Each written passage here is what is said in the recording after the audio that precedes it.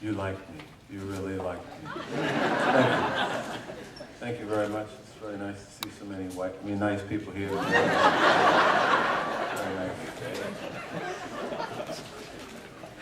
The Good Lord Bird is the memoir of a 103-year-old black man who claimed to have served with the great abolitionist John Brown.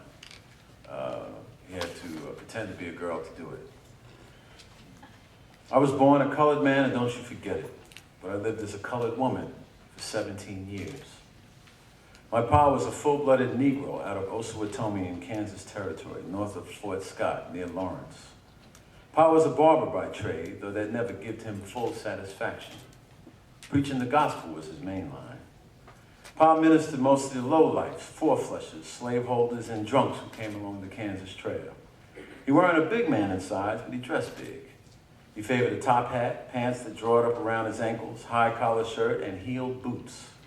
Most of his clothing was junk he found, or items he stole off dead folks on the prairie who killed off from fever or aired out on account of some dispute or other. His shirt had bullet holes in it the size of quarters. His hat was 2 sizes too small.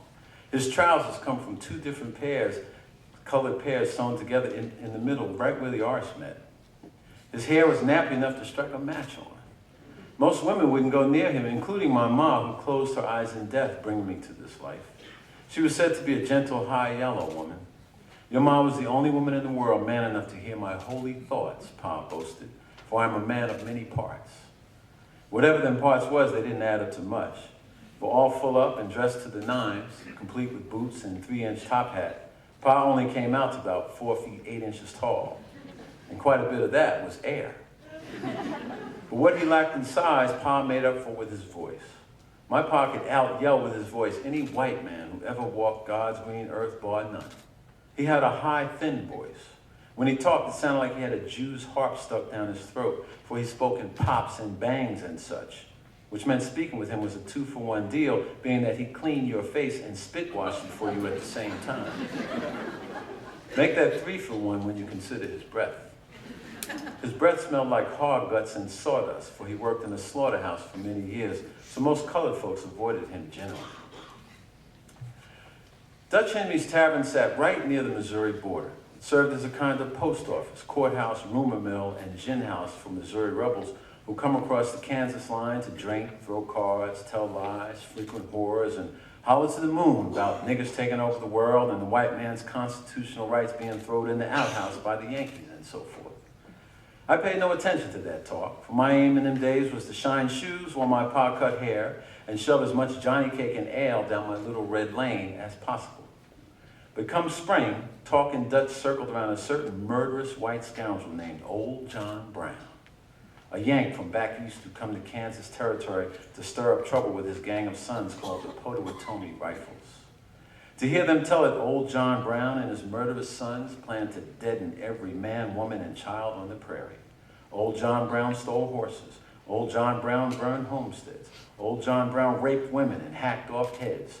Old John Brown done this, and Old John Brown done that. And why, by God, by the time they was done with him, Old John Brown sounded like the most onerous, murderous, low-down son of a bitch you ever saw. And I resolved that if I was ever to run across him, why, by God, I would do him in myself, just on account of what he done or was gonna do to the good white people I knowed. Well, not long after I decided them proclamations, an old tottering Irishman teetered into Dutch Henry's and sat in Pa's barber's chair. Weren't nothing special about him. There was 100 prospecting prairie bums wandering around Kansas Territory in them days looking for a lift west or a job rustling cattle. This drummer weren't nothing special. He was a stooped, skinny fella, fresh off the prairie, smelling like buffalo dung with a nervous twitch in his jaw and a chin full of ragged whiskers. His face had so many lines and wrinkles running between his mouth and his eyes that if you bundle them up, you could make him a canal.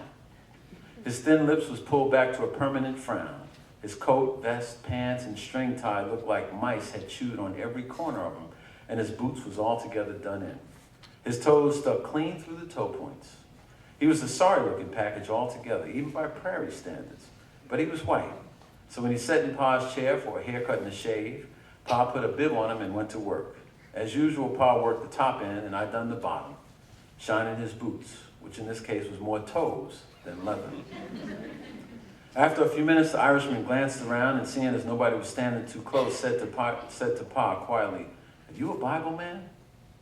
Well, Pa was a lunatic when it came to God, and that perked him right up. He said, "Why, boss, I surely is. I knows all kinds of Bible verses." The old coot smiled. I can't say it was a real smile, for his face was so stern it weren't capable of smiling, but his lips kind of widened out.